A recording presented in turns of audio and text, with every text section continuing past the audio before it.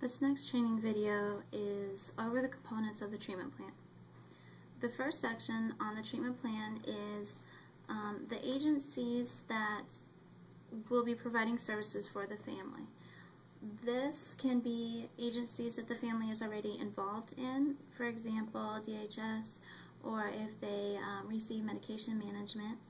Or this can be agencies that we are referring the family to, for example, BHIS, or a type of a therapy service, or if we feel that they might need to be evaluated for medication management. The template has a list of services and some may not apply. If they do not apply to the family, go ahead and delete them. If there is an agency that needs to be on the list that is not there, go ahead and add it. The other thing with the agencies that are providing services, on the treatment plan, you need to have a contact person in that agency. For example, DHS, if they have a worker, you would put compliance with DHS dash and then the worker's name. If they have an IEP plan, individualized education plan, you would list AEA and dash IEP to note that they have an IEP that was set up by AEA. The next section would be the demographic information. That is copied from the assessment. Just like on the assessment, the demographic information, every single one of those lines needs to be filled out, and if there's information that was not provided during the assessment, it's your duty as a clinician to find out what that information is. For example, if the family is not aware of a social security number, and it's your job to make sure that you follow up to make sure that that is provided. Another example of this would be the guardianship. A lot of times a foster family or a family member will come in with the child, and the guardianship might still be the biological parent, even if the biological parent does not have any visitation rights at this time. The other case would be if DHS was appointed legal guardianship of the child. And if this is the case, all releases that would apply need to be signed and completely filled out before we can get any more information. The next section is the family household composition, and this is also found on the assessment. Same way with the behavioral indicators and the supports and strengths. The next line on the treatment plan template reads, the patient reports no limitations or barriers to service. If there are no limitations or barriers, you can go ahead and leave the wording. However, if there is any limitations or barriers, it's important to note those here. For example, if there are hearing or visual difficulties, if there is a history of non-compliance with services, if there's transportation issues, if any of those would apply, it's important to list those. The next section is the diagnostic impression. Axis 1 is listed on the assessment, and that is a clinical disorder. Axis 2 is personality disorders or mental retardation. If this does not apply to the client, you can go ahead and put V71.9, no diagnosis. However, if you suspect that there is something, if the patient shows sign of personality disorders or mentally delayed, you can go ahead and put 799.9 defer, and this would note that there is something of interest that you are not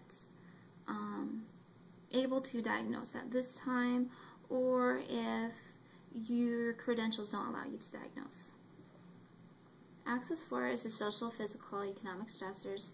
This is found on the assessment under the social economic issues, and it is listed as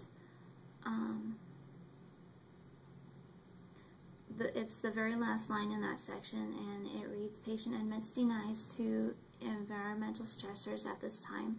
This is what is included on Access 4. Some examples of this might be limited social supports, parent-child discord, sibling discord, domestic violence, DHS involvement, academic issues, discord with peers, discord with teachers.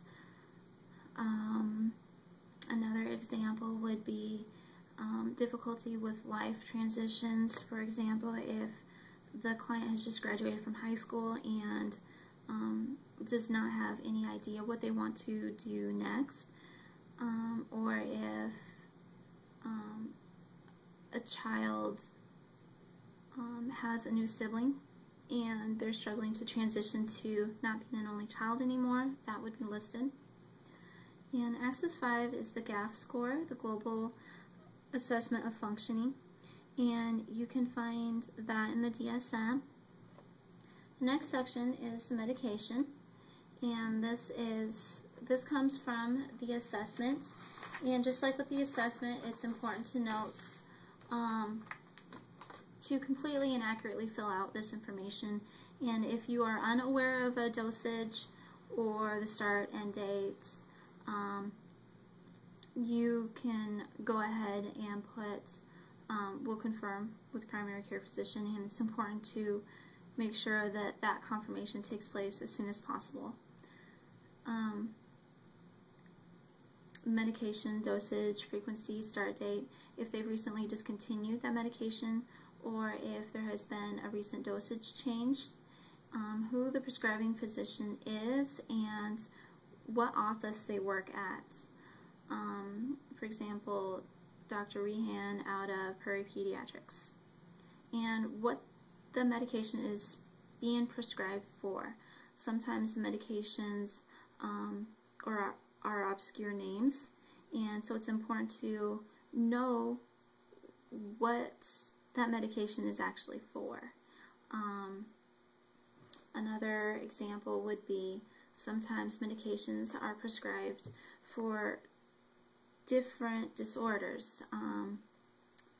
For example, sometimes blood pressure medications are prescribed to reduce anxiety because it lowers the heart rate, it helps a person calm down when they're getting agitated. The next part of the treatment plans is the goals and objectives. These will be covered more in depth in separate training videos. Basically, if TSI is providing a service, the goal and objective of that service needs to be listed, whether it's BHIS and Goal 1 or Goal 2 if needed. If they are being provided individual or family therapy, or if they are involved with PCIT, parent-child interaction therapy. Those goals and objectives and specific interventions need to be identified there. The next section is the crisis safety plan, and this needs to be individualized for each client. And the way that we do this is on number 2, contact appropriate authorities if necessary, such as, and here you would list the emergency contact information, whoever that may be, whether it's a parent or another family member, and if it's another family member, it's important for us to have a release. The other one that would be listed under number 2 of the crisis safety plan would be the primary care physician. Another way that we can individualize a crisis safety plan is to make sure that the wording is gender appropriate. His and hers need to apply to the client. And number 4 on the crisis safety plan talks about coping skills. If there are certain coping skills that the patient has identified, it's important to list them on number 4 here in the crisis safety plan. Now, if the client has expressed suicidal or homicidal ideation, it's important to do a specific crisis safety plan, and this will be covered in a separate training video as well. The next section is the discharge planning. On the templates, the discharge planning has generic wording. You need to apply that to the client's goals and objectives. So you copy and paste the goals and objectives into the discharge planning, where it says patient will add the client's goals info, will work towards improving his or her ability to communicate, etc. And then for the percentage, you would list that from the objective percentage. Also, it's important to include for the example summary of recommended services, recommendations, referrals given, and discharge plan, to get that information from the agencies that is involved with the family. Those agencies need to be listed here as well. If you are recommending psychiatric evaluation, if you are recommending medication management, if they are already receiving medication management, you would put on the summary of recommended services, recommendations, recommended continued compliance with medication management, or clinician recommends continued compliance with DHS involvement. You would fill that out as it applies to the clients. There are two examples of the discharge plan. The second one is a PCIT discharge plan. This would also apply if the client will be referred for PCIT services. And just like with the first discharge plan, you apply this to the client as well. It has a generic goal and objective on this discharge plan, and you would take the goal and objective that you put in for the treatment plan. Specified outcomes, these need to be client specific. On the template it says name will increase positive communication. It's important that you change name to the client's name, and you can go ahead and erase client specific. And that just is a note for you to remember that you need to apply this to each client as their information says. Increase positive communication, decrease tension, frustration, increase healthy and positive social skills, increase impulse control,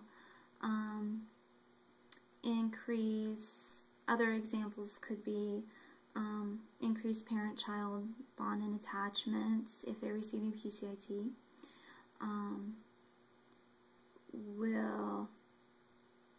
And you can use the outcomes, you would get the outcomes based on the goals. What they will increase or decrease after services are completed. And the last part is the BHIS approval information.